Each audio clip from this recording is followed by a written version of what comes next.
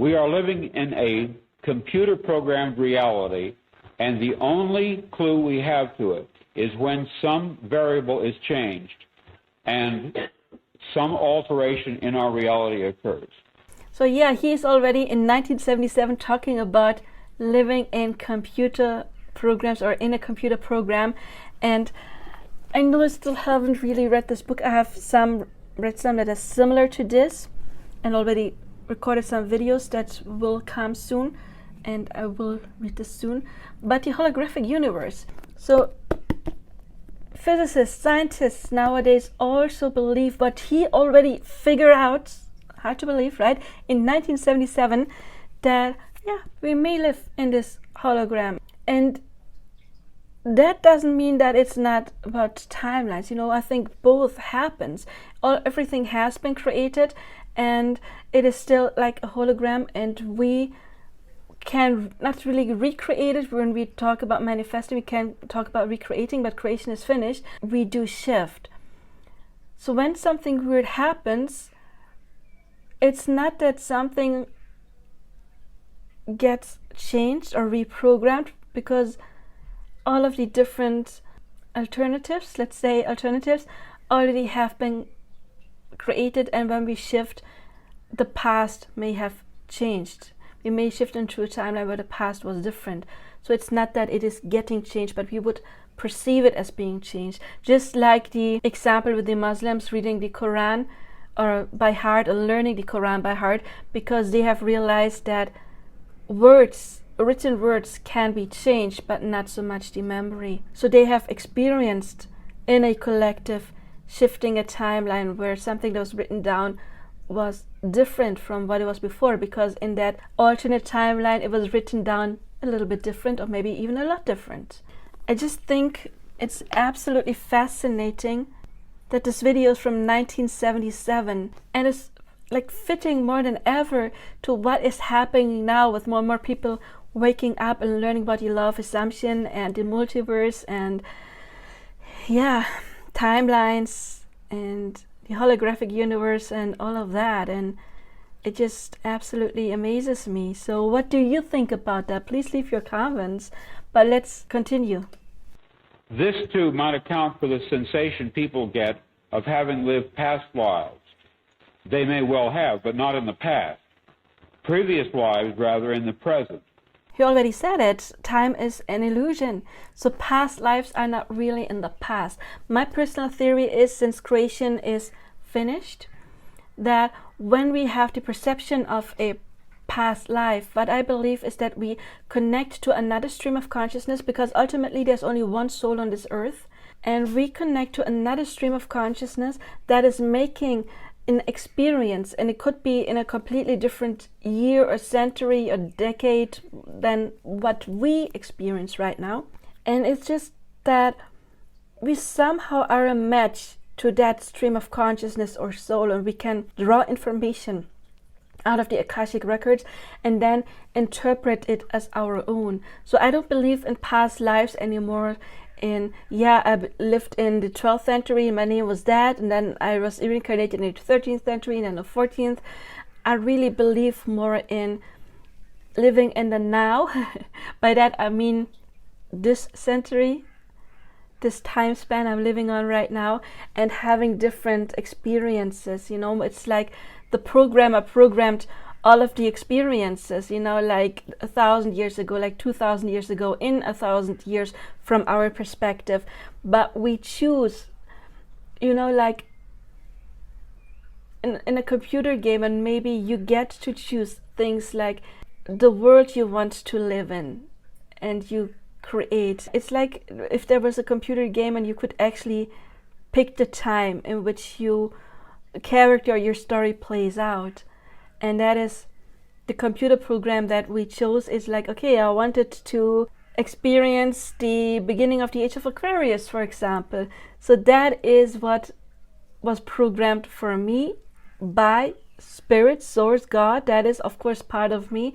And I'm just a tiny fragment of the I am of God making this experience, but not just once, but in multiple times, from really bad experiences to awakening and ascending and ascending and ascending to really good experiences, but all in this like time. Whereas another stream of consciousness, another fragment of God, chooses to make their all experiences in maybe a whole different century. So I believe that is more what is happening, but I'm interested to know in what you believe. Please leave your comments. Has this video already changed your mind in some way about reincarnation and the multiverse? Please let me know. I'm absolutely mind blown that this video that's almost 50 years old is so relevant today, and yeah, I'm so happy I found this pearl. In perhaps an unending repeated and repeated present, like a great clock dial in which grand clock hands sweep out the same circumference forever, with all of us carried along unknowingly, yet dimly suspecting.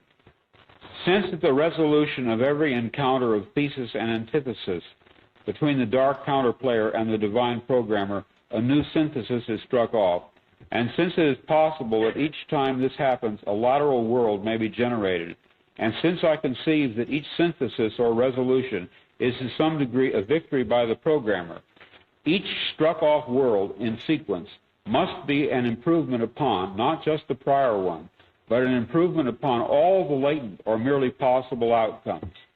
Well, I don't know if it always has to be improvement. Yes, I believe that when we reincarnate and again in our own setting, we take something from the past within us, we grow, we ascend. But within our life right now, our assumptions manifest when we kind of like stumble and fall and something like happens or someone says something negative to us and we get really worried and then make it a big thing. Of course, we can shift to a more negative timeline. It's not just always going into that positive direction. But I believe through the incarnations, or as Neville Goddard said, the wheel of reoccurrence, yes, I do believe that it is slowly happening there. Because let's say in one life, someone decided to end it because depression or whatever, and then they shift into another timeline where they didn't.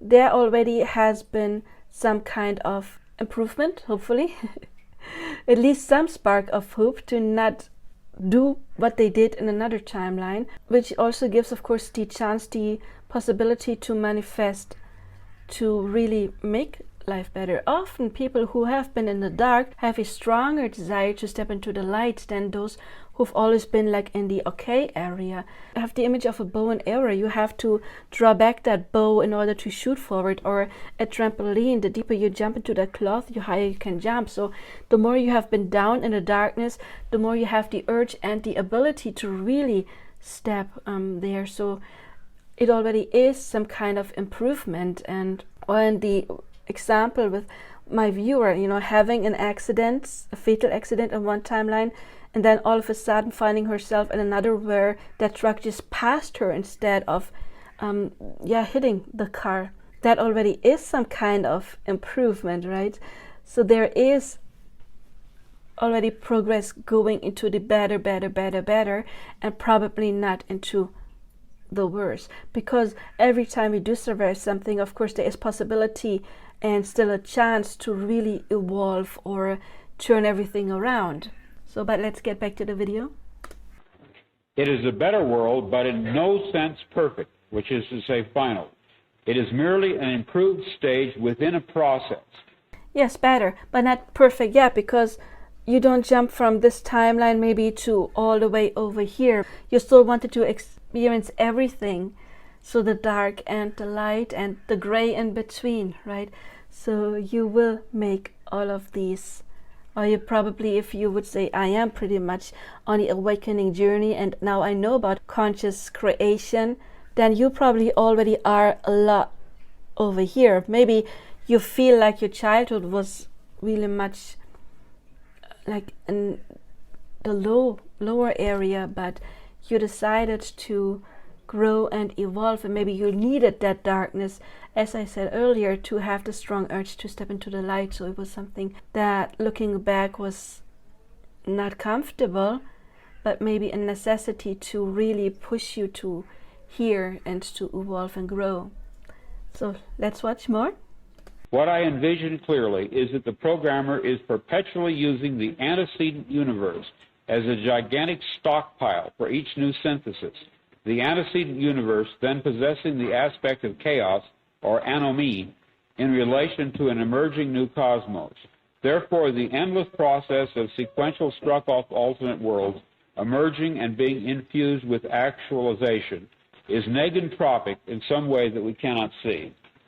What we need at this point is to locate, to bring forth as evidence, someone who has managed somehow, it doesn't matter how, to retain memories of a different present, latent alternate world impressions, different in some significant way from this, the one which is at this stage actualized. According to my theoretical view, it would almost certainly be memories of a worse world than this. For it is not reasonable that God, the programmer and reprogrammer, would substitute a worse world in terms of freedom or beauty or love or order or healthiness by any standard which we know. Well, okay, earlier he was talking about moving into this amazing world where Christ had returned and then moving back. So I don't know how that fits his argument in that case, but maybe it was because it was just like a short visit. But he thinks that God, when he puts you into a different world, it would not take you out of a world of love into a negative one. And that also makes sense pretty much with the law of assumption, because if you have love and you don't have any like shadows like, oh, do I really deserve that? No, you are in the state where you are healed and whole and you get that mirrored back, then you don't have any assumptions within you that would put you into a world that is less beautiful. However, when you are in an assumption that are not really beneficial, then of course you could pull yourself back, or you can learn to work on those assumptions and then shift into a more beautiful world. But someone who has really done the work, of course there might be something in between, like I do have this beautiful relationship now, but I haven't really changed anything within myself, then sooner or later the old program of course will come up and then you would shift into this negative experience. But someone who is for a while in this beautiful, healthy, happy relationship, not just in the honeymoon phase, and they feel loved and happy and it is a really healthy connection, or maybe they have amazing assumptions when it comes to work, having the best job, whatever it is, our assumptions manifest.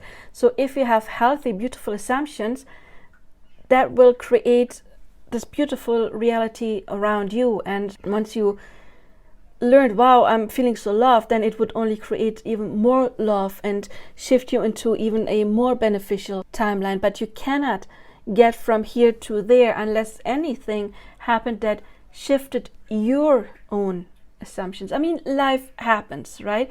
Life sometimes happens for whatever reasons, because we may have the assumption like, I live in this beautiful, amazing relationship, but then we have a friend, or we see on TV or someone like a person losing their spouse, and then that fear creeps in, you know, and then of course that could manifest and take you out of this beautiful world into a not so beautiful experience, but that is on a very personal level. I think he's also talking about the collective, you know, like a collective that is peaceful through and through and through, would maybe not manifest shifting into a state where there may be war or something like that, because then that group, we manifest always for ourselves. Everyone is us pushed out, which means that of course the people around us are pushed out and they match our assumptions as a whole. And you have of course assumptions about your close friends, about your family unit, and maybe even like you live in a village and like the more people around that, you have assumptions about that. And once something shifts within yourself, then you may take the people around you, of course, because they are you pushed out, into a different timeline. But if everything already is beautiful, then again it's not very likely to manifest going all the way to something that's really, really, really bad.